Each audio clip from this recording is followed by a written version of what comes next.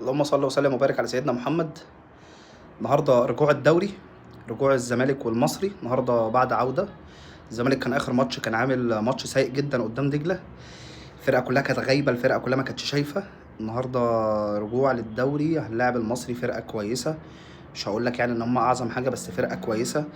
النهارده عايزين ناخد التلاتة بونت، انت المنافس المباشر بتاعك حاليا في الجدول المصري، فانت محتاج تركب عليه، محتاج ترجع الثقة، محتاج تصالح جمهورك، محتاج حاجات كتير. الماتش اللي فات مش عايزينه يتكرر، حصلت مشكلة ما كناش موجودين الماتش اللي فات.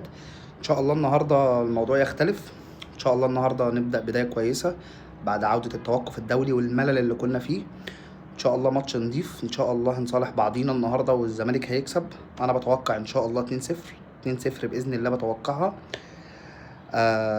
ان شاء الله نشوف بقى اخواتنا البعدة التانيين، الفرقتين التانيين اللي هم المفاسد الكبار يعني هيعملوا ايه. صالحنا زمالك ان شاء الله. فرير النهارده يكون مركز، اللعيبه تكون مركزه.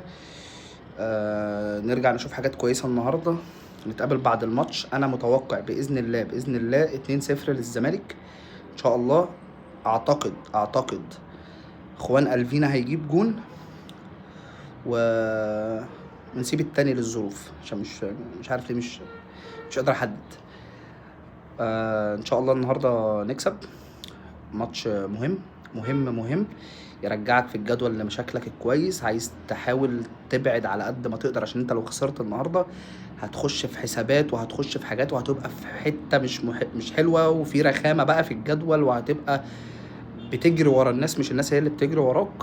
ان شاء الله النهارده لو كسبنا هتعدي المصري، وهيبقى الاهلي وبيراميدز في ظهرك هما اللي بيحاولوا يلحقوك على الاقل، عشان لو وقعت في ماتشاتهم تبقى جنب منهم، مش تروح خالص بقى تبعد. لان ماتش النهارده بعد ماتش دجله لو حصل نتيجه سلبيه هتبقى ازمه وكارثه كبيره.